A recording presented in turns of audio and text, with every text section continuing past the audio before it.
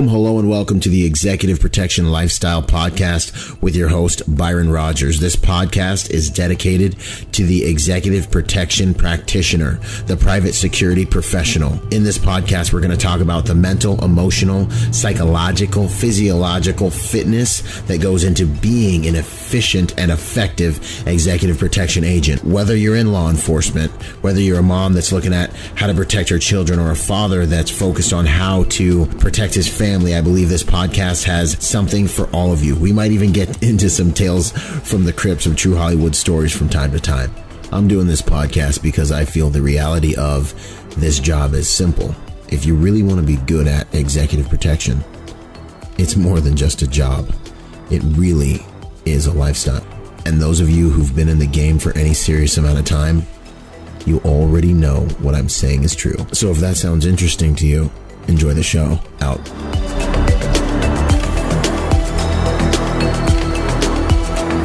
Boom. What's up, guys? Byron Rodgers here. I am about to do this episode with a good, dear friend of mine, Marc Tardalo of Massive Protection. And how you doing, Marc? I'm doing good, man. I'm doing good, Byron. Always nice to see you, my friend. Yeah, brother. No, likewise, man. So, guys, there was a time, so I went and did my whole thing in Cali, and then there's this gap. And to be honest with you, I was going really fast, just got out of the military, got into that private security detail. I was working in Cali, traveling heavy, and I honestly needed to kind of slow my life down and hit the reset button. I was doing a lot of things right, but the rails were starting to come off, man. I was in that, just got out of the military, 21 through, whatever. And I had to hit the reset button. So I went down to Florida and I basically restarted my security career from zero, tried to start my own company. But like I started from bouncing in the club. All right. So I go to the nearest club that's like kind of the big name club out there, and I run into Marc, and that's where me and Marc began our journey, man. So we were just two bouncers in the same club. I just came back from, doing a bunch of EP stuff, but I was trying to like set my own path. And Marc was like, we were like brothers in the same. It was like we were in like Iraq together. Like we went through like a whole developmental deployment together, So that was my first contact with him, but he's a good guy. He's a genuine guy. He's got a growing company down there. You can talk more about that, Marc, in Florida. But like the type of guy that those old school guys where their word is actually for real, their bond, and they have the work ethic to go a couple of extra miles with you. They'll sweat with you. And honestly, I hadn't seen anything like that since I got out of the Marine Corps. And so, boom, like I connected with Marc Tardalo instantly. So that's my, that's my experience with him. Why don't you tell him a little bit more about yourself, man? Yeah, sure, Byron. That was just like you said, when we ran into each other, it was around 2000. At the Opium Club in the Hard Rock, Seminole Hard Rock in Hollywood, Florida. Like you said, you were just getting back from California. You had done your time with the Corps. We right away got along, met about me and my intense work ethic, and meaning what we say and say what we mean and eating it up, And at the time, remember, it was the tremendous recession, and the country was in real bad shape. Jobs are really difficult, and here we found ourselves at probably one of the main clubs even around, because the Super Bowl was down here at the time. And so being the Hard Rock itself at the time was a real busy place with lots of security and et cetera, and that whole world. And that's when I met you, and we started talking about, I said I had done club security when I was younger. I had been in construction for a long time. I had done competitive shooting and always stayed, pretty active and in shape. And that, now after the construction industry was failing, my passion was always protection and looking out for my family and friends. I always used to do that anyways. And I decided to, take advantage of where I thought I would be the most successful and what would be the most rewarding for me. So I read a book on construction at the time in 2009 and 2010. I read a book on security and private security. Remember the Executive Protection Handbook? Yeah, I went man. and picked that sucker up at Barnes and Noble. I started looking at it, started getting into it, and I said, you know what, this is what we're going to do. So then when I met you already there, and we were all wearing suits and being at that place that held 1,500 people a night, and a 25-man security crew, no joke. Remember, it was the real deal. That place had lots of action. And, you know, that's when we started talking. And that's when I went to you. I says, you know, well, what do I want to do? I want to be a bodyguard, private security. How do I go about that? And then you always said those things that I've never forgotten. You said, what you want to be, endeavor to be, is a protection specialist. You know, right now you're working at a club. We're working at a club. We're doing security. You know, it's a good, I said to you, I said, it's a great training, because I had done club security like in a roadhouse setting when I was 20 to 25 years old. So, you know, things had changed a little. It was all bottle service there, and, you know, the glitz and the glam and the celebs and this and that. And, but it still is when we came together there and I saw you and you mentioned, you know, I said, what's the terminology we're doing? When you said, be a protection specialist. So that's when we came together and, you know, how do we go from where we are now into doing more private security? And that's how we started doing more armed work together. We started branching out. We started taking advantage of things. We started getting licensing in the Florida, the training. And then you also said another important thing to me. I said, you know, when we apply for that thing with out with the ghost out there in the waste management detail. Man. When we went and applied for that, I was like, oh, they're not going to pick me. I go, you just got back from Iraq. I go, you got all that behind you, this and that. And you looked at me and you go, Mark, you got life experience, man. You were like, that's one of the most important things with personal protection and executive protection is life experience. It's how to avoid trouble, how to arrive at where you are, you know, and how that will transition. And sure enough, together from there, we endeavored to get into things. And you saw how it transpired to eventually I was running those 3 clubs there and the insanity that was ensuing. And then, of course, you know, everything started to come down from there. It started to turn into a local joint, but right now it's about to take back off again. We're going to have the national championship here. They're building a big, they shut down all the clubs and everything like where we used to work. That's all gone. And they're putting a brand new building that looks like a guitar. And the national championship game is here next year, and the Super Bowl after that. So the situation down here from has been a good place. Another bit of advice that you gave me was location. Like we had guys come up to us to say, hey, how can I, you know, what do I do? You know, I got guys, you know, like on LinkedIn and stuff. Hey, how can I be like you? They see my profile, they see my website, they see, you know, some of my references. Say, how can I be like you? This and that. And I tell them move. And they're like, what do you mean? I'm like, well, you know, no offense. I go, you're in Des Moines, Iowa. There's not a lot of need for executive and private security in Des Moines. I mean, there's probably a few guys, but that's different. And then we also discussed that too, about when you get married to a guy, which I had a couple, 2-3 details where I just got stuck in with them 2-3 months. And I realized quickly that, you know, you wind up marrying them, as you could talk you get in bed with them, man. With your long-term clients, how they can you show me that, how they can dominate you. They don't care about your birthdays and your wife's anniversary. And they don't, you're basically, remember you told me they would be in the car, say, let's lose these guys. What am I paying them for? You know? And so with all that being said, you know, I really had a passion for what we're doing. And I think that's what came out, you know, and every chance I got to, you always said to, you know, and we always talked about, let's just get there. Once we get there and they saw how me and you and Daniel ran when we did those EP things, or like Chopard and those jewelry stores and all those parties. And we did a couple of things in Midtown together back when Midtown was rough. We did a couple of details down there. Man. Now it's all Hollywood. Now it's all Hollywood. Now we did it back when it was, you know, it's all art studios and this and that. I remember we went down there armed up and everything. Man. So again, location. So, you know, this is the place. So what I realized was, instead of getting attached to people, was to build a large client base. And that's what I would say in our industry is most important, is that learn rule number 1, every detail has a shelf life. You know, rule number 2, develop a pipeline of good clients. Rule number 3, when you get an opportunity to be somewhere, it doesn't matter what you're getting paid so much, it says where you're going to be, and then show your passion, because they won't forget it.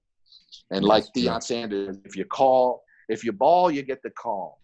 And it is so true. And I've been blessed yearly, like from that detail with Cheryl, that detail with the CEO, that executive protection detail that we started in 2010. I ran it all the way to 2017 every year.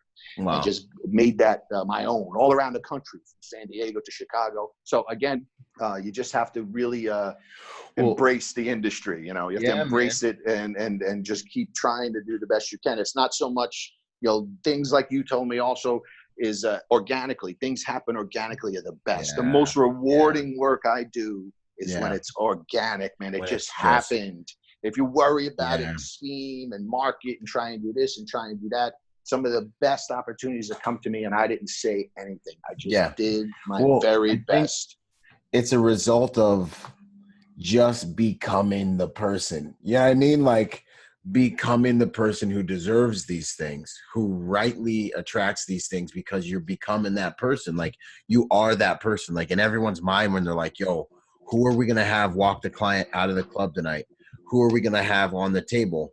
There are people that like can try to do it, and there's people that just are those people. You know what I mean? And correct. I think so much of our development, man, like, because for me too, like I started out bouncing in like Dana Point, which is like, doesn't even count. Dana Point, California, which like doesn't even, it was nothing compared to how we had to get when I was getting put in the reggae room, bro. And I'm like, I don't know if y'all know, like, maybe from Instagram, y'all think like I'm a decent sized dude, but in Florida, I'm like just height. You know what I mean? I'm like we had a guy in there 425 pounds. Yeah. Big Carlos. Yeah, Big Carlos in there. I'm 298 now. When I was working there, I'm 6'4", 298 now. I was about 278, and I was just medium, 6'4", 278. Right? Like they got that pure slave blood in the South with like giant black dudes everywhere, Well, you remember, like you said, I used to love I always appreciated that, when we had the different clientele there, that when we had like the urban nights and the reggae nights, I appreciated that. I had more trouble with when we had all the pop kids and the youngsters, the rich kids, and ran their mouths no matter what color they were. That dad's a lawyer, this and that. We have more trouble. When we worked with the urban guys, was about street. It was about respect. I mean, like I always say this to people. I've had guys with gold teeth save my life. Yeah. And guys look at me and say, what do you mean? I said, I've had guys with, you gold teeth, you look on this and that, say, hey, watch out. This guy's going to start something over here. This guy might hit you with a bottle mark, this and that, So don't be fooled. And I've gotten giant tips from these guys. I mean, straight up guys that understand that, when you're taking people out, I was another big thing I was against. I used to tell them no cheap shots, no roughing them guys up. We all look the same, whether, we're all big guys in suits. Yeah. And they'll come back here and take it out on the wrong guy. So when you take these guys out, you treat them with respect. You tell them, hey, come back next week.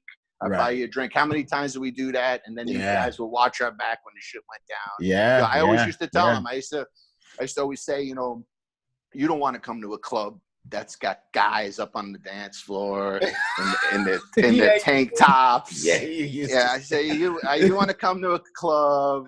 I'll never forget this story that when I was running opium there.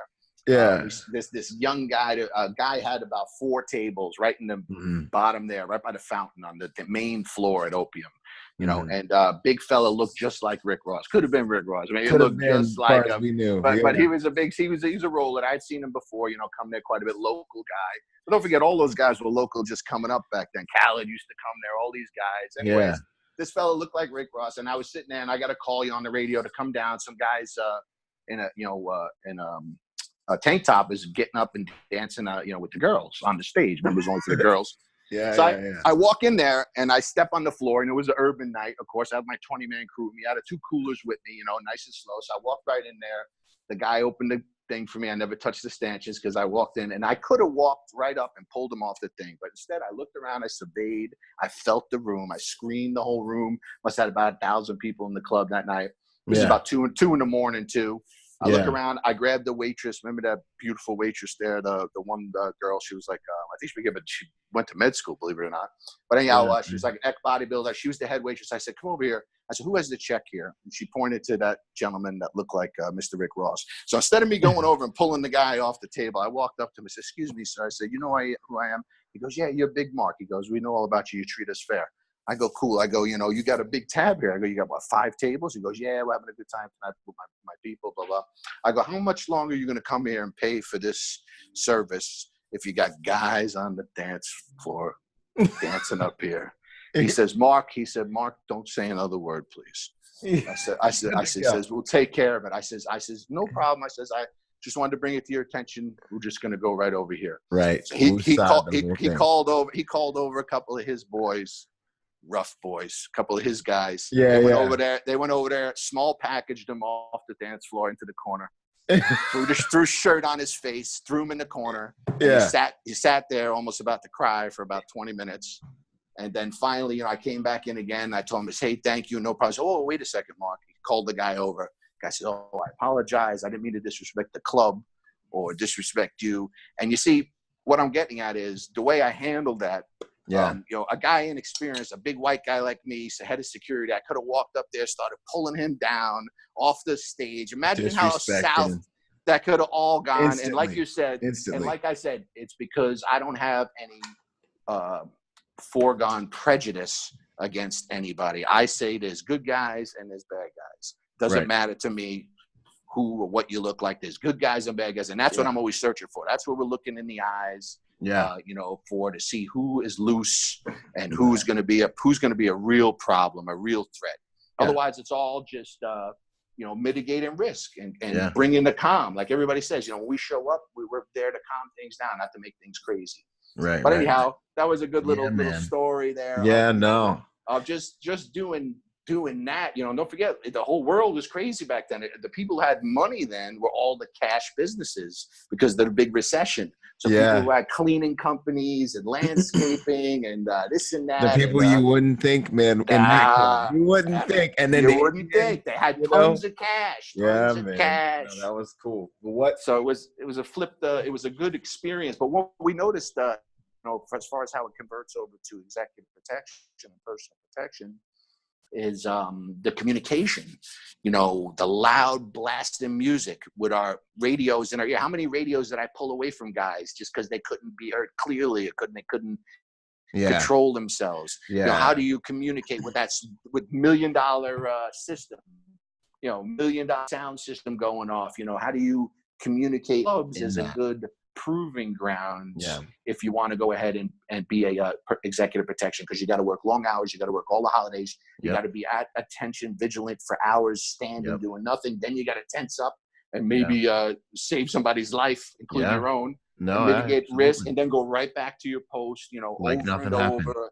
So that's a good piece for, what we do for the celeb stuff, for the VIP stuff, for the event security stuff.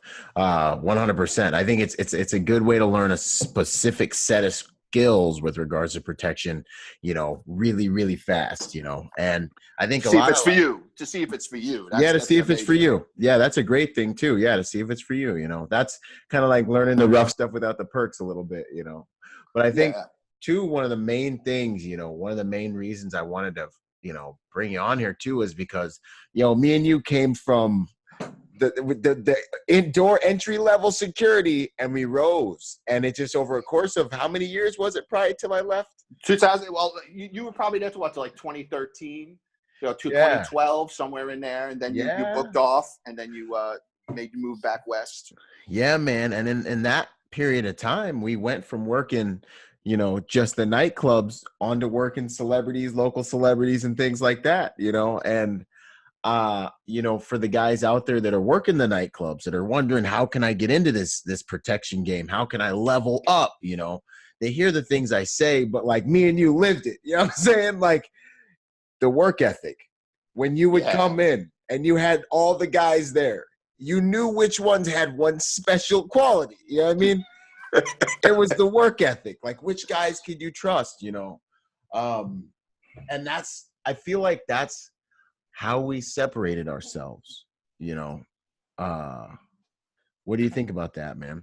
Yeah, I definitely, it was a, first of all, again, another big thing that leads well to doing executive protection work is being on a team, whether I played a lot of football, softball, whatever it is, baseball, being a team player. It doesn't matter that, you're in the military or police, whatever. It's about being a team player. Because again, you got to trust each other. You're part of a team. All the personalities aren't going to jive. But with me, I've always had a good knack of finding the positives in everybody and accentuating them, and then and finding their faults and just avoiding them having to run into a situation where that's going to come and be prevalent. Exploited. Yeah. Yeah. So these are little tidbits that I do just in general with everybody, my friends as well. Is I try and find the silver linings all the time, especially with everything that I went through. So I went through working 5 years in the clubs, then working about 15 years in the lucrative construction industry, to then now 8 years straight at doing this at the highest levels, coming from the clubs to all the way up to running my own protection agency now, my small elite team. And being selective now, because I did what I said. What I said was the bottom goal is I try and tell these guys the best thing about our industry is it's so diverse. It's so diverse. It's always challenging. Look at all the different things I've done, from the club security to the jewelry store security to the executive protection. To I worked at the temple. Temple and a preschool and a catering hall for 3 years during a time when that was a high threat, then to the celebrities and the last minute stuff. Huge. The temples are the synagogues, man. It's game on at the synagogues now again. It's different though. Like I said, that's a good place. There's opportunities there, like there was for me. There were for me, because when I got pulled in, it was right after what happened in Newtown in Connecticut at the preschool. So a wealthy Jewish temple was had a nice preschool, and the parents were all asking for upgraded security, and so that's how I kind of wandered into that. And I knew that if I didn't do that, which was very rewarding. I love kids and making all them people feel safe, and I wound up there for 3 years. So it was very rewarding, but it also kept me home. It was only about 20 minutes from my house, instead of I was heading down the path where I was going to get attached to somebody and have to go do a European tour or do a U.S. tour or be stuck at their house up, on the beach, 50, 60 hours a week, et cetera, et cetera. Yeah. So it all worked out for the best.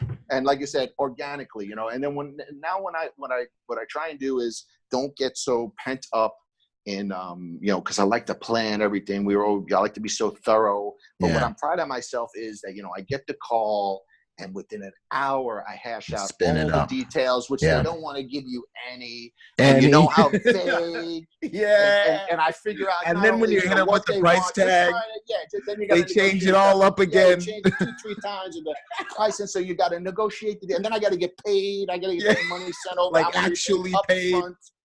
And that's another critical thing too. The better you are, the more established you are. They know you're going to deliver. You can get paid up front. You can get paid because, especially when you're with these guys that the clients aren't so good. Because if you're paid in full, they're more likely to listen to you because you can always leave.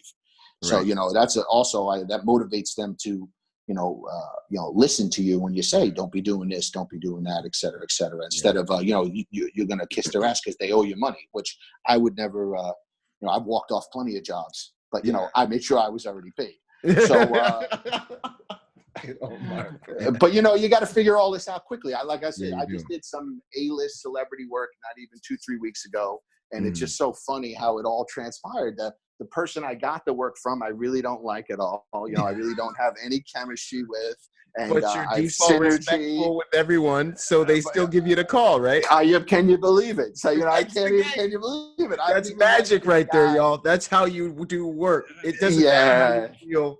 Respect your own brand enough. I see him steaming over here to still be respectful enough. So I just happen, and I really believe that you have to have that sixth sense developed. You have to have I call it the force. I was at the newspapers for months. They were scared over there really bad, and I brought them a lot of security, and I trained up all their existing security. They were real grateful. But the people would come out and be walking. I go, he's not leaving.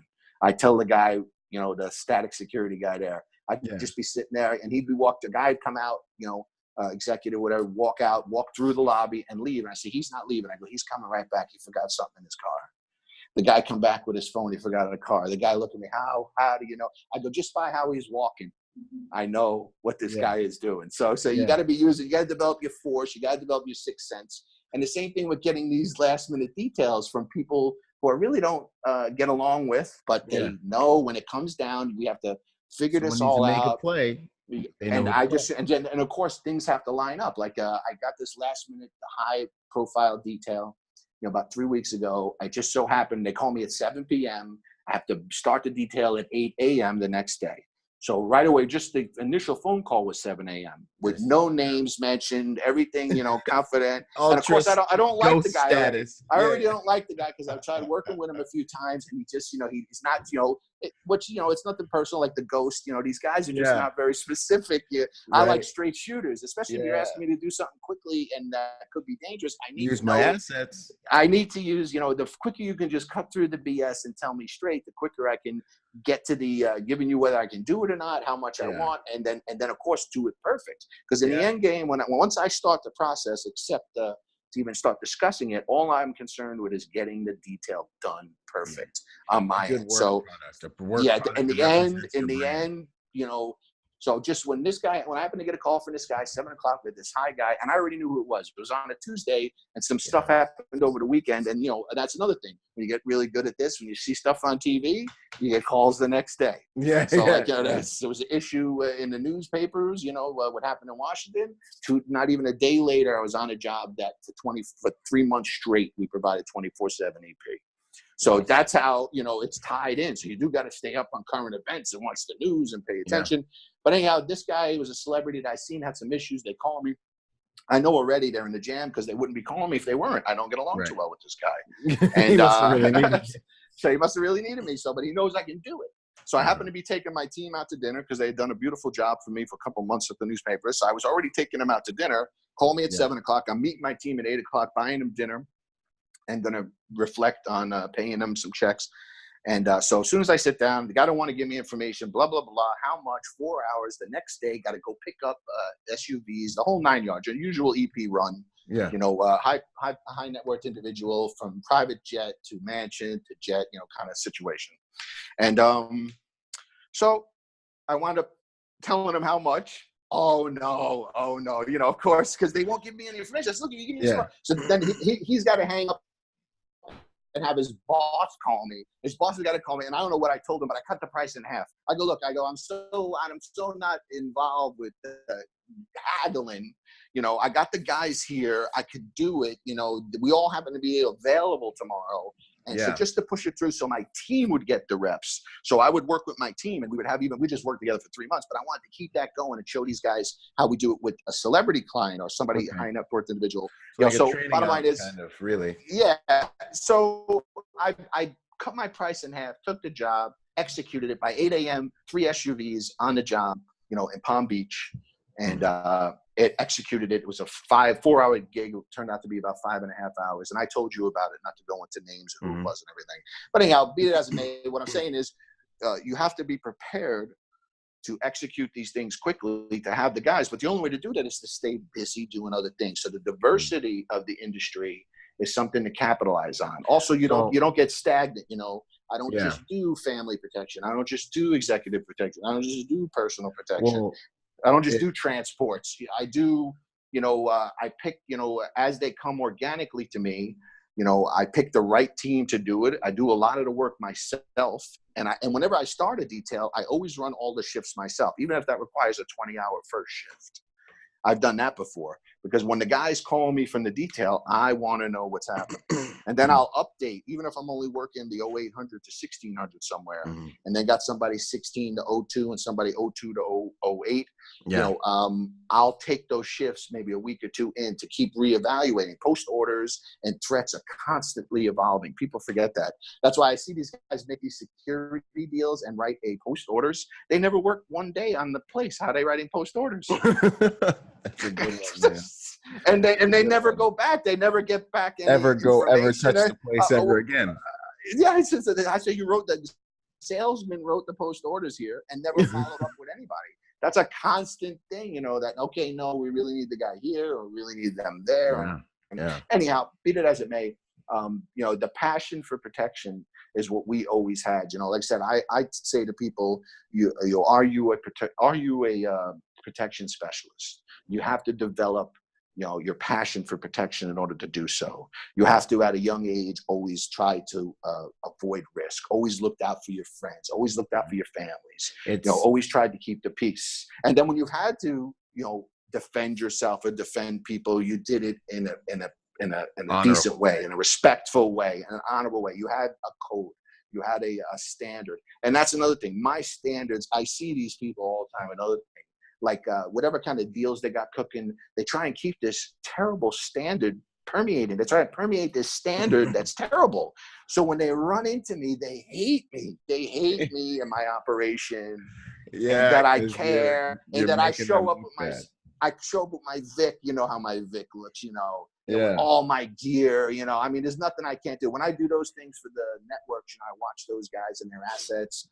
Yeah, I pull up with my Silverado. I dress like I'm a producer. You know, I get set up in my truck. I get everything. I got Wi-Fi. I get everything I could possibly need. And they never seen anybody like this. Yeah. And it has not much to do with the money, because a lot of times that's another misnomer that, thank God, is changing. People say, oh, I need executive protection. I need armed guards. I need something more. And they call any security company, say, no problem. And then they'll send whatever the bare minimum is. Guys that just bought a gun, just got an armed license, and they're making 13 an hour, 12 an hour, and they just send them out, you're going to do EP. This kind of thing is what hurts our industry, because those customers will never call again to use it. They'll say, oh, I don't see any difference. They just dressed this guy up with a gun and called him armed, and he was terrible. But then when they ask for executive protection, you show up, and you, first of all, you do your perimeter set, you check everything out. I always challenge. I always go into every detail and let them try and stop me, which almost they never do. Mm-hmm. That's why I'm usually called to these places, and then show them, you know, how an executive protection guy would look at it. Now, I do a lot of corporate security too, but I use those same things I learned with Dan, may he rest in peace, to the ghost. And that on his estate details that I did. Remember me and I think your boy Luke too did some work with him. But I did an estate protection, family protection detail with him for 3 months, where you were securing the state, the same thing, the layers of protection, the exterior perimeter, the motion sensors. You know, I think that in the end game, people who want to feel safe, they just have to develop the perimeter. You need guys to man it, though. Yeah. What would you say about executive protection? What does executive protection mean to you? We'll jump to that question. What would you say this is all about? You know, what is the game about? It's like I said, I call myself, you know, like you said, a protection specialist. You know, executive protection specialist means I protected executives. You know, I've protected people that live an executive lifestyle. Mm-hmm. You know, that's what executive protection means. Now, they have executive protection officers. So just like you would have undercover police officers or plainclothes police operatives, you also had uniform and SWAT operatives. So there's different versions of EPO. Like if you've seen like if you break it down to where like someone's like, what do you do? Like, what is the job really about? You know what I mean? Like, values wise. Mitigator. Here's the thing. The bottom line is, to be an executive protection specialist, what is it all about? Just on the high level. Mitigating risk before it fulminates. Fulminates. Yeah, that's right. Capiche? Yeah. You want to mitigate risk. I'm thinking before it fulminates. Before it blows up. You want to mitigate risk before it blows up. A simple thing is, and that only comes from experience. So as you do, another way, a good part, like you said, the nightclub, working in the nightclubs is usually unarmed, in the suits, long hours, dealing with the action. Then you can roll to working at these high-end jewelry stores and high-end retail outlets. Some of the high-end jewelry stores, Armani, Louis Vuitton, Cartier, etc., they use guys in suits armed to work at their stores for loss prevention. Yeah. Again, another type of, you know, of that. But really, but you can't paint it in one thing. I say executive protection specialist. In the old days, you know, you used to call us bodyguards. Mhm. You get what I'm saying? You know, Yeah. I like what you said. Protection specialist is like when you're starting out. So you're going from club security, you want to become a protection specialist. From protection specialist, you want to then branch out into different types of armed security work, training, personal protection, estate protection, family protection, if you're lucky enough to get into it, schools. And then from there, you want to get into executive protection. Now you're dealing with corporate people, a corporate mindset. So now you have to be able to communicate, which I'm very good with because I'm so thorough. You know, I can't, that's why I said I didn't like this guy that called me the last time because he was so terrible. You send him emails, everything, no response at all. When you're dealing with proper professionals, you know, then you're in the executive protection business. Okay. And people who do, I mean, everything's last minute and confidential, but you still, it's going to be more thorough, you know. We did some EP training together, if you remember. With Strike Force, we did some a couple days of EP. Yeah. And I remember I smuggled you the comms and saved your ass because you were leaving it, man. And I smuggled you the comms. Yeah, you got me. I made a mistake. That thing went some places. Now, if I was gonna say like how to string all this together, you know, if you've got a guy in the club who's like, how do I even get an opportunity to do all these things, you know? Okay, well, in Florida is a little different than you, so it's always geographical. It's where you live. I always say this: if you want to be considered a professional, you want to be considered an executive protection specialist, you want to go from being in the club to being a professional private security guy, you got to go and find out what does it take to do that. Well, down here in Florida, the first thing you do is get your D security license, get that training. So I did that how many years ago? You know, I can't even remember. Okay. I always have my concealed weapons permit. Everybody talks about that, but use your concealed weapons permit to do security business is a felony. So you got to know your business. Okay. So now get a D security license. Start doing D security, which is unarmed. Go ahead and do that. Then get your G security license, your gun, which then you go qualify, and you got to make sure you're prepared for this. Not everybody should own a gun, guys. You know, that, live with a lot of children in the house. The first thing I tell people before you do this is buy a box to lock up your gun, layman. I've always been around them since my whole life because of my family and NYPD and everything. But still, you go and you get your armed permit. So now you have your D license and your G license. And then you start going to these security companies, say, I worked at a club. I want to do more professional work. It's all about your appearance, a big, huge part of what we do. Teddy Roosevelt has a great quote. I love Teddy Roosevelt, by the way. And he has a great quote. One of his most famous things is he says, basically, fake it till you make it. Yeah. He says when he went down there, he was just some, wealthy, American, aristocrat.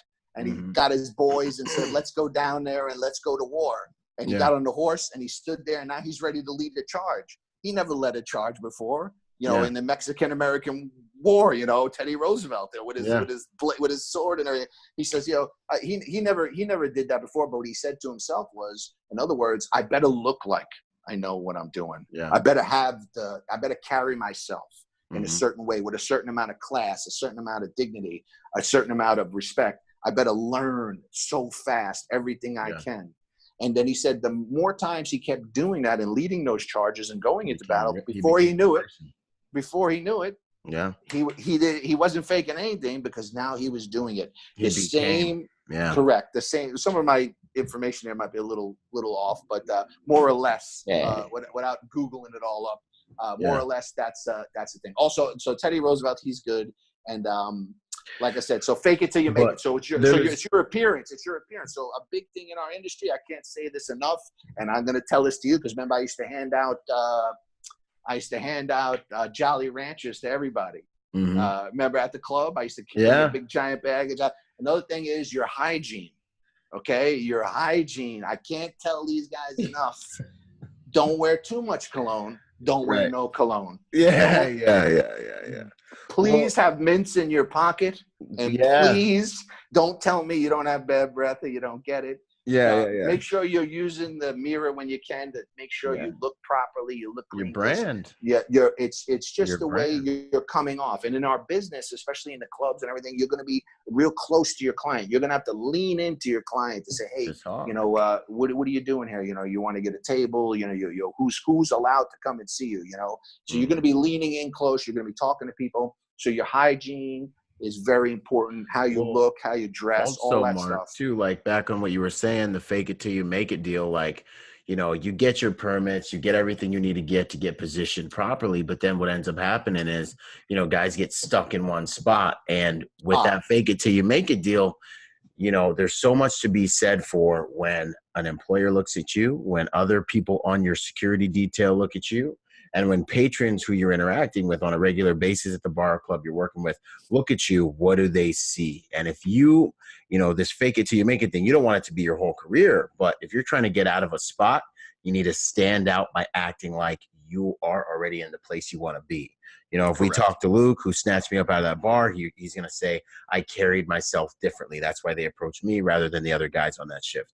You know, and there's a lot to be said for that, because really what ends up snatching a lot of guys out of that game, and this is back when I got in there, when it was all about relationships, is the right person sees you. I mean, you've seen it as many times as I have. The right person walks into the club. You're default respectful. You're professional. You take care of them. You make sure you show them a good time.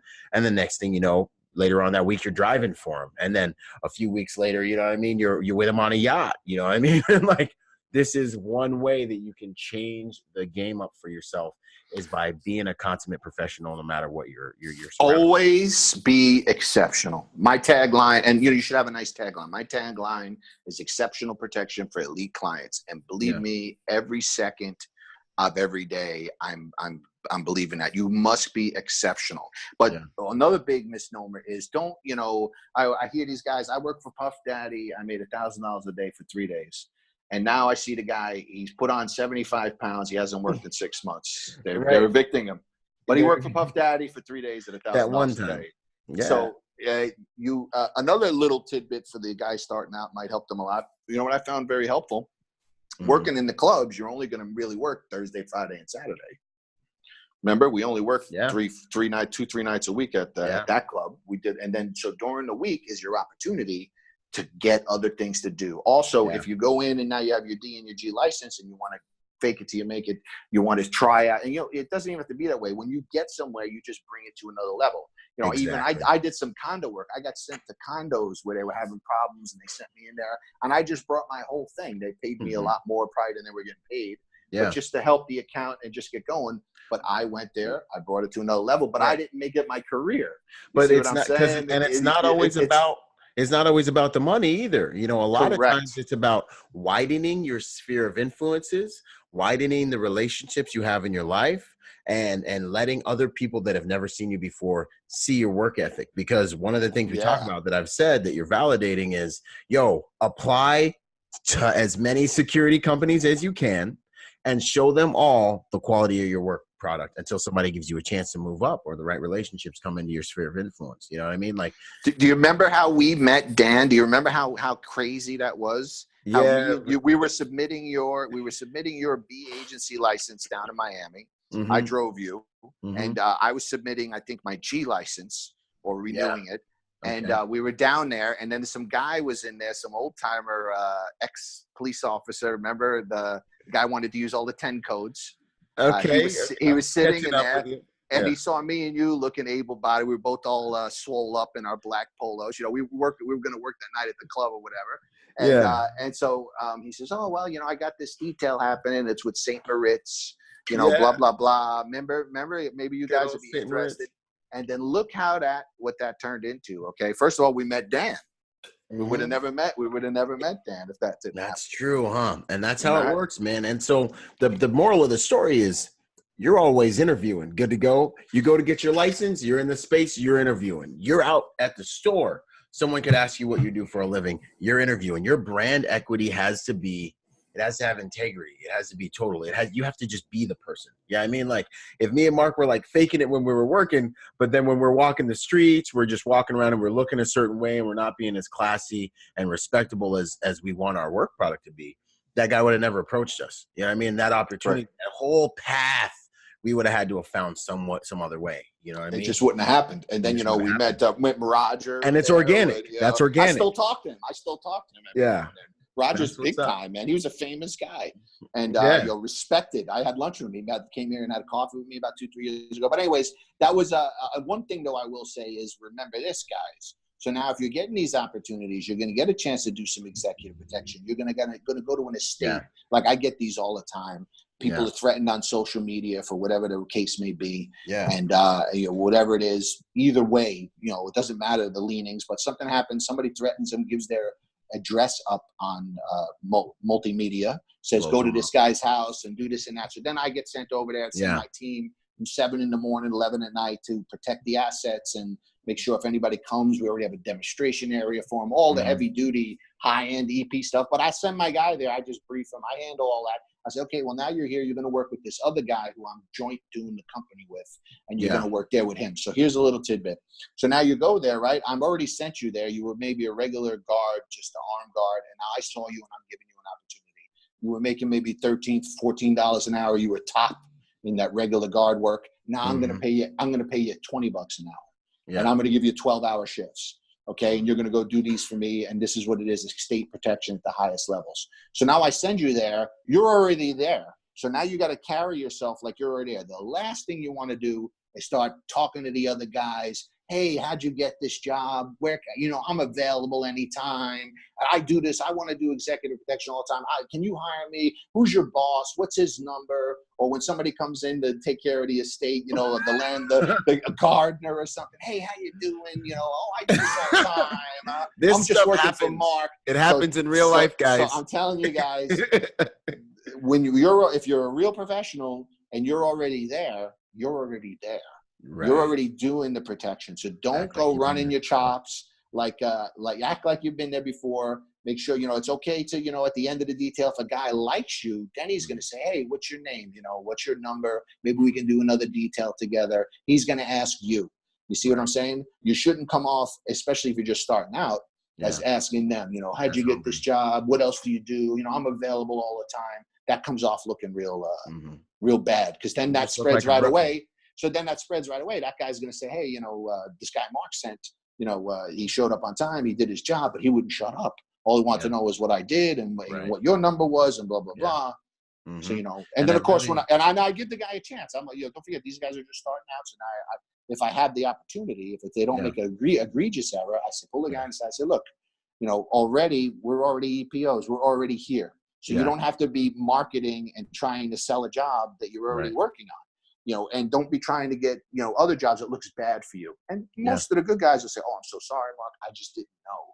I say, well, there's a time for marketing. And in this business, the key is, like Deion Sanders says, when you ball, you get the call. Because believe me, it's a small group. And I'm telling you, when all these guys, I got a handful of guys that I know don't like me.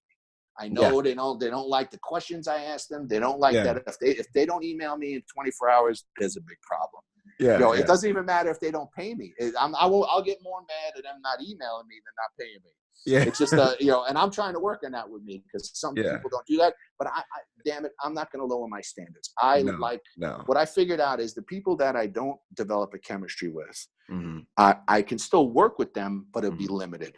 But people I develop, like me and you, a chemistry with, I'm with them 7, 8, 10 years, it never stops. Some of these guys since 2010, 2009, I'm still doing work for these guys because they don't forget, that we just had that chemistry. Like, you could call me anytime and we could go do a joint. I could tell you I got something rolling out there to LA, like we talked about before.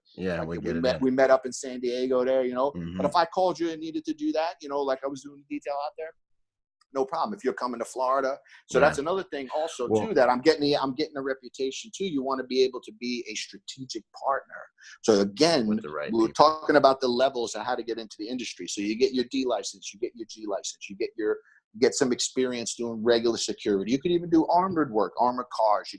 Don't get stuck in any of that. Okay. You can do armed guard work. And what I always say, look for 4 10-hour days. If you're going to work during the day just to get your time with your G license, or get your time working with body armor, or get your time, that all helps in executive protection. Okay. So you want to work at the courthouse, whatever it is, try and get 4 10-hour shifts. This way you work Monday, Tuesday, Wednesday, Thursday, and then you're hunting for your EP and your celeb stuff, and you get connected on a Friday and a Saturday. Right. So that's another little tidbit of information. If you were going to say there was one good quality you look for in a guy you're hiring, or a guy you're looking to bring up to the next level in your company, what would you say that quality is? If you're looking at your guys, who's the guy who you're going to be like, you know what, I'm giving this guy a shot? Integrity. Yeah. Integrity. Now there's now break it down. What did you tell me? What did you tell me? Another thing you told me. We threw some guy out of the club one time. Remember, he was pretending to be a Marine. And you had the kid crying. Remember, he was crying in the back. Really? What happened? You were like, "What's your MOS?" Yeah. Like, don't you be pretending. What's your MOS? Well, I was just trying to get laid. Remember, and we opened the door. We threw him out the door in the back. Good, buddy. Yeah. But I remember saying to you, I says, and then another time we had a couple of guys in there. And military guys, and they were really out of control, bashing each other with bottles and blah blah blah. So then I said, Byron, what are these guys doing? I says, you look at me, you go, Mark. There's plenty of bad Marines. He said, there's plenty of good Marines. There's plenty of bad ones. Yeah. So just like in anything, there's good and bad. So it really doesn't matter. But I remember you turning around and telling me that there's good and there's bad and everybody. So again, the same thing on my protection team. I'm gonna have guys watching my back. I got to learn about them. The only way to trust somebody is to know if you can trust somebody is you have to trust them. Yeah. So you have to. So what I do is I give them a small controlled amount of it. Bite. I give them a control, but it's 4-hour shift. They all got to work with me first before they work for me. Mm-hmm. I don't call nobody and send them anywhere unless they've already worked for me. I got guys that have been with me now over 5 years. Wow. My guy Joe's been with me for 7 years. Mm-hmm. Still doing part-time work with me. And again, going through the stages and the progression, like we were talking about earlier. You get your D and your G license. You start going and getting armed work. But as you start working together, what you want to look for is legitimate protection work. You don't want to get sucked into a lot of pitfalls. There's many bodyguards in jail because their sheik told them it's okay to bring your gun to JFK. That's many of them guys. In jail, it says you don't need your permit here. You gotta know your stuff. Here in Jamaica, you don't need a permit. Just bring your gun. There's plenty of those guys. So again, I always say you want to research your client, for threats and see what it's about. But you want to research the guy who's giving you the job. Just as much, because many shady guys. Like there's bad Marines, there's bad people, there's bad security guys. What did Dan said? I ran into some bad guy, and Dan said, "Welcome to the scum that's in this industry." Sometimes some guy who made up was all full of baloney with a big detail.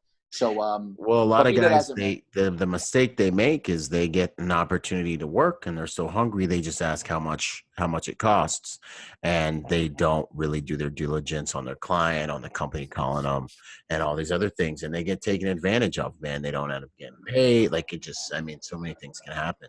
They get ghosted. So that's another little nugget there, guys. Like, just because you have a shot, don't just jump on it. This is what we do is dangerous. And, you're going to be putting yourself out there. Find out what the threat is.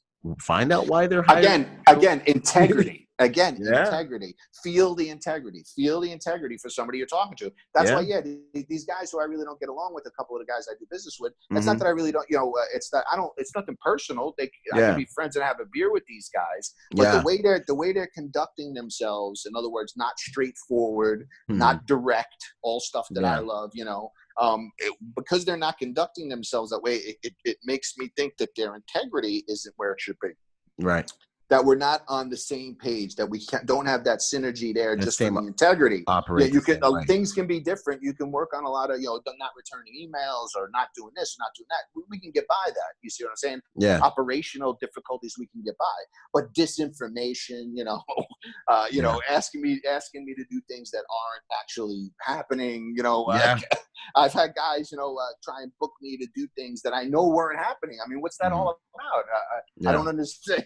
But it's just, like I said, it's just because of their check and balances don't line up with mine. So again, integrity is the first thing you should look for in anybody you work for, and then look for the future. Like I said, remember that real important thing.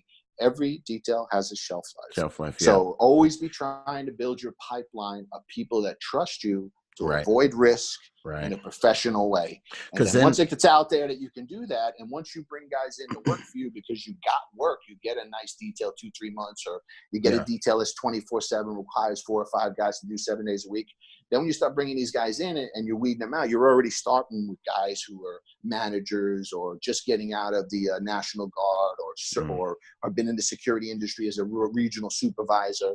So these are guys that also are good to hire as an owner of a company. And that's another thing. So your progression. So let's go back to the progression. So get your D&G, you work at the club, get your D&G license, start doing EP and armed work. So then find something you can do for a couple of years to really make out your niche. So and that has to do with like the temples right now that's going on, school protection, et cetera. So make that your base, make that pays your bills. And then while you're doing that, do it so well, be so state of the art, because you're always learning. Like if people say I'm old school, it insults me. My integrity and stuff like that, my relationships might be old school, but don't call me old school. It's an insult. If you're old school in this business, you're out of business. Yeah. Constantly the threats are changing. You have to stay, constantly be learning, constantly be training. Another thing, when you're done training, you're done being an executive protection guy, because you're always training, because all our skills are perishable. And I can't tell you that when I go to these different details, how I employ at a newspaper, let's say, or I employ things that I learned at the nightclub, or at a school. I'm doing things I learned doing armed jewelry store runs. Yeah, you get what I'm saying? And it all crosses over. It all crosses. Well, over. And also it crosses over, and then also for the guys that were just coming from the civilian side, no law enforcement, no military background, do not forget to leverage what we talked about at the beginning of this, which is life experience, man. Like there's just so much to be said. And 90% of what makes you successful in this job, a lot of it is really being able to interface with people respectfully and effectively. A lot of that comes from being an adult and being able to really be emotionally intelligent enough to interface with clients and not look like an idiot, and interface with the people around the clients, because those are the people you really got to watch out for, and come across effectively and professionally. That's huge. So from the civilian side, I hear people being discouraged about getting into EP sometimes because they're like, man, it's kind of military law enforcement thing. But no, you've got life experience. You know how to look for things, what to look for things. You come from a rough neighborhood. Don't look down on yourself. Use that because you've probably been protecting your whole entire life, so you've got to leverage what you have, that's huge. And then another thing you said was, do a good job wherever you go, but build a network of people that trust you and understand your work product. This helps you in not getting married to one client and one situation so that they just own you and you just get yanked all over the place. If you and you get burnt out, because you will smoke out. You will get out, and they'll own you. They're all you got. Yeah, they will go on to the next one, and they'll go on to the next one without skipping a beat. So one way you can mitigate as a guy, just an agent in the game, is make sure you've got a network of people and that's what ended up happening. I mean, with me, even I was able to go back to California because I had a network of people that knew my work product, that trusted me, and would give me opportunities when I wanted to move, how I wanted to move, where I wanted to move. And a lot of guys fail to do that. They get tunnel vision on one detail, and then they end up selling their soul in order to work that detail. And then when the client's done with them, every detail has a shelf life. Boom, the show's over and you're back at zero. You're back at the club and that's all you got. You know what I mean? Well, even like me at this level, even at my level, where, I went to that next step. So I did did the clubs, did the D&G license, got a good gig. And then finally, I just was getting so much executive protection. I was working so much. I had 2 or 3 guys I was using almost every weekend, had 2 or 3 accounts. And, that I was doing for somebody else as the directors, that I finally said, a guy told me, he says, what's the matter with you? Why don't you have your own agency? Why don't you do your own thing? And I'm like, well, I had my own agency for like a year because I was qualified to get it, but I kept it small, and then, I've said, I never really went to this is the second year, knock on wood, this August was the second year that I've only worked for myself. So I've only worked under massive, and before that when I did my 1099s, I could have 10, 12, 1099s a year from all these different companies, that I worked for, and even a W-2 from companies that I worked like for the temple for a long time. So you go and get your own agency and you start, and then like even now, I just had the best, 6 months of my life, in business, and how much I made and how much I took in and how much I got to look forward to. But it's not like people say, oh, is you got a contract, you signed, you're going to work there the next 10 years. Right away, I know they don't know anything about our business. Yeah. When they say, I'm like, well, you worked for AMX for 30 years. You've been retired 20 years. So you don't understand how things work. I'm an entrepreneur. I own my own business. And, It's fluid. I have customers. No, I have customers. So, yes, I have repeat customers, but I don't have one customer that I service constantly, or we call them clients. Yeah. I said, so it's not that way. But there's some pros to that.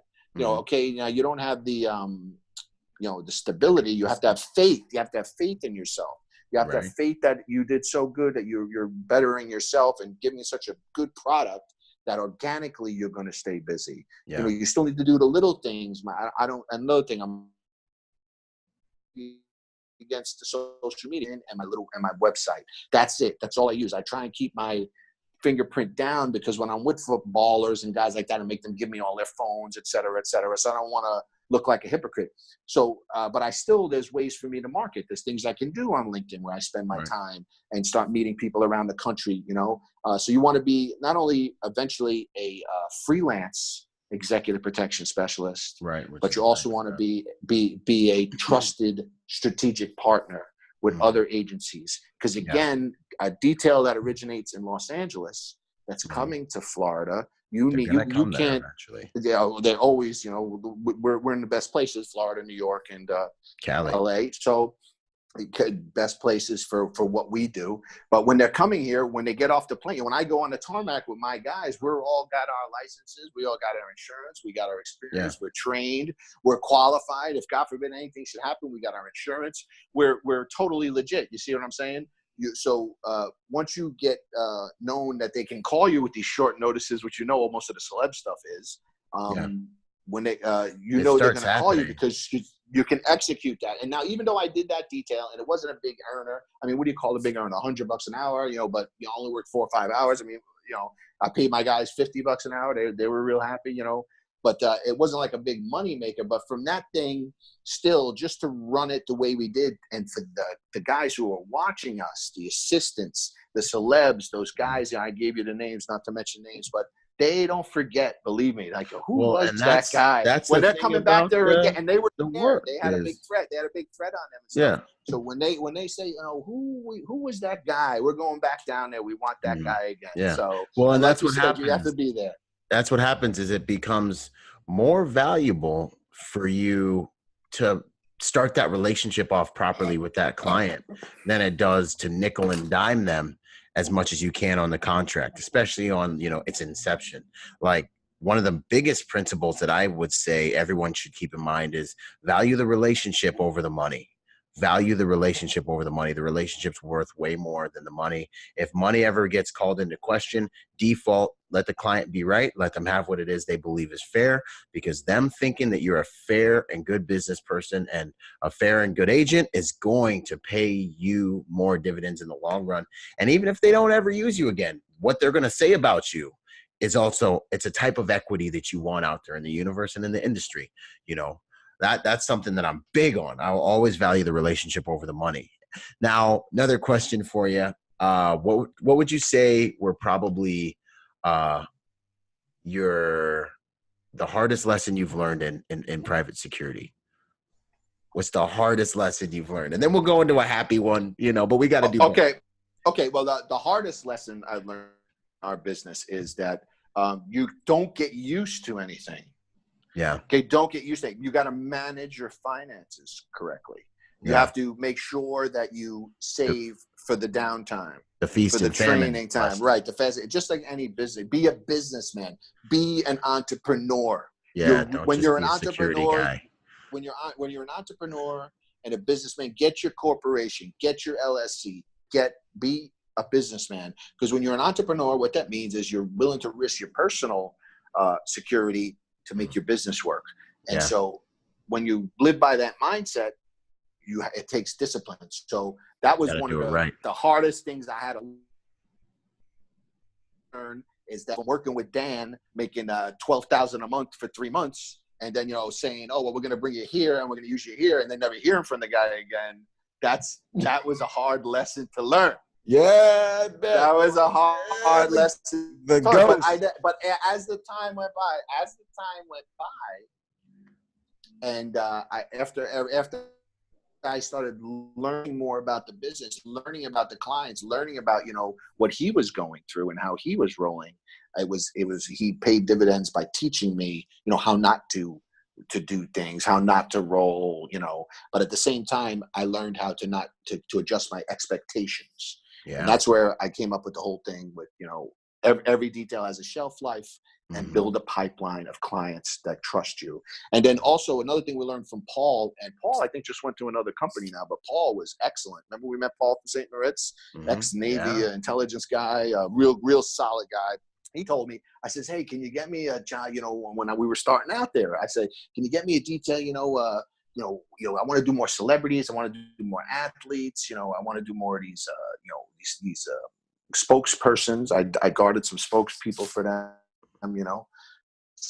some celebs. I said, he says, Mark, he says, look, he says, I can't get you any more of those details. He says, I can't get you any more of those clients. He says, but what I can do, he says, is I can put you in a position where you can show your value. He goes, it's up to you what you do with that. Boom. So again, there it is, man. Boom. That's what we've been talking about right there, man. When you're in the position, you have to demonstrate value, and your brand equity's got to have integrity. And that's literally how you build value. Yeah, actually, so that's what's up. Now, that was a hard lesson. What do you think? Like, what would be your proudest moment in the protection game? My proudest moment, without a doubt, right today. Yeah, I mean, like, what would that be? The best, without a doubt, is being at I've done a lot of I'm fortunate happened less. One of the tough things about what we do is, and I'm sent to places where horrible things have happened after the fact. Many times I've been sent places after a murder-suicide, after a shooting, after a mass shooting in another county because people are scared. So I've been sent a lot of places and seen the damage done. So the more I can educate people, I make it my business to tell them, hey, it's so worth it to have competent security and, pay attention to the little things that could really make a difference. So with that being said, when I worked at the Jewish temple and preschool, my proudest moment was going there to a place that had no armed security, had guys that were, just barely security guards with their D license, no operation, no nothing, being brought there into, the political environment in a temple, that goes on. Yeah. And from the bottom line, from even everybody was on the same radio channel when I got there. I chopped up all the divisions, into different radios, channels, just basic stuff, communications. Yeah. I set up all the ingress and egress. I did the perimeter, but anyhow, I helped, with how people came in, how people came out. I set up a new thing with perimeters. When people come in, I made the parents that we knew go around a tree, more or less, or go out of their way, a certain way they had to walk to get into the building.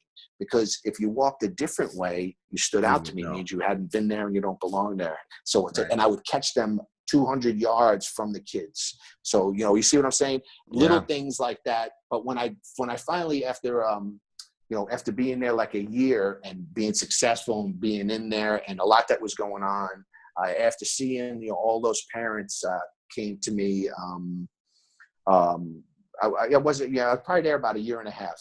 So after about a year and a half, Christmas was coming, the holidays, of course it was a Jewish place, but the holidays were coming and I got a stack, and I still have it. I have a stack, of cards and gift certificates and thank yous.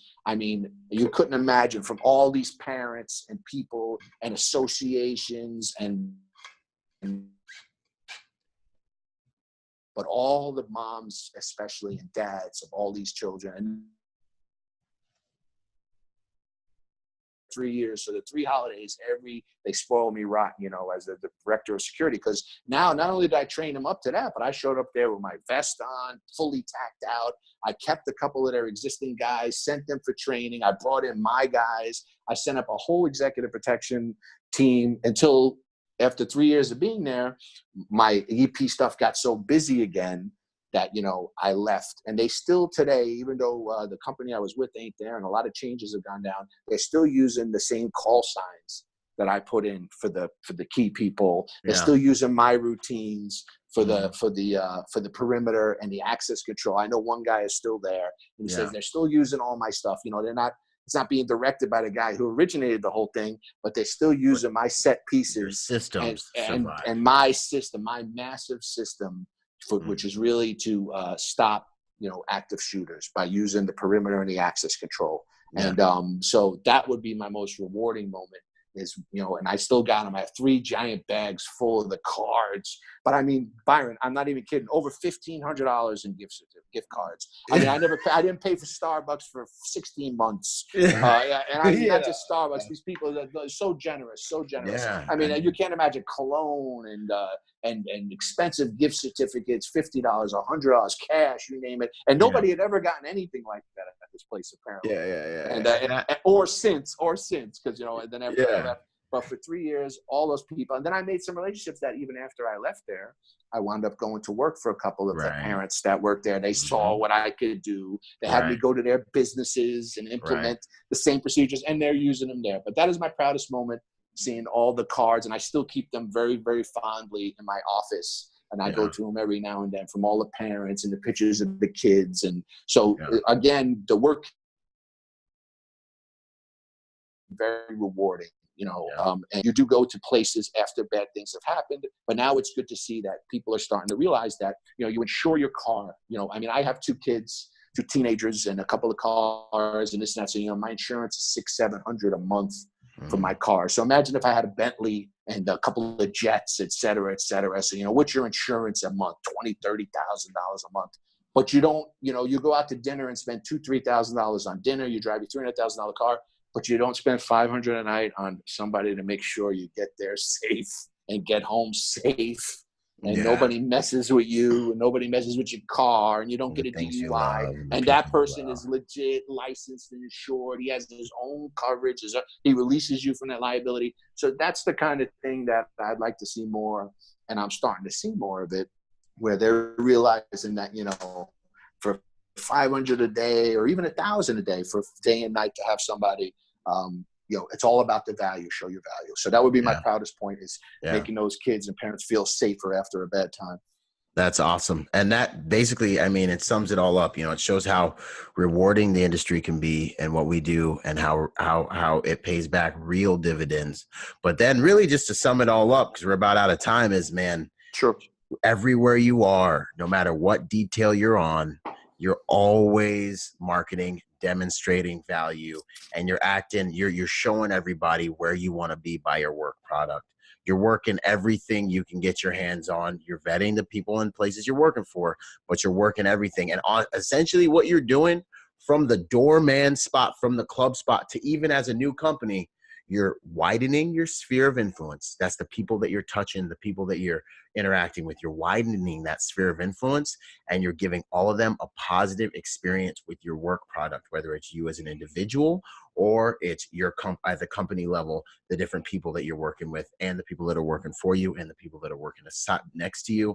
All of them are evangelists that can carry the message about your work product, you know, to the game. That's going to take you to the next level, because relationships are more valuable than the dollar signs, because your network really ends up being your net worth in this game. That's what I got for you guys today, man. I wanted to have Marc on here because me and him, we did it from the bottom all the way up into the executive protection realm.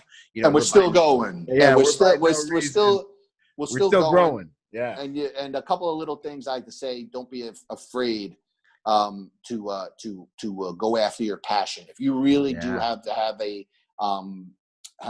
a passion for protection, if you really want to make it in this industry, you can do it. Have faith and do it the right way, you know, and live massive. That's my sign too. Live massive, you know, Massive Protective Services. Yeah, man. Where can they find you, Marc? Where can they find you? MassiveProtectiveServices.com is my website. Marc at Massive Protective Services. And always remember to live massive. Look forward to speaking with you on any occasion, Byron. This was really nice and insightful, and look forward to checking out some more of your podcasts, where can I find those, Byron? Yeah, man. You can find, ByronRogersMotivation.com is my primary website. The website for this podcast is executiveprotectionlifestyle.com. Also, we have the fastest growing executive protection group on Facebook right now. Like, we're literally taking over the entire game right now. So join us in there, Executive Protection Lifestyle Facebook group. We're on Instagram, man. We're on all of it. My Instagram page, Byron Rodgers, Executive Protection Lifestyle on Instagram. We do a lot of stuff with like real world scenarios on the Instagram page and in Facebook. Just stuff to keep you on your game, keep you thinking about what you would do in these situations. So it's a good time. Find us on social media and visit the website, man. Mark. Always good seeing you, Byron, man. Always good seeing you, brother. Until the next detail, which I know will be soon. Yeah, man. Always a genuine honor and a privilege, brother. All right. Out. Mine too.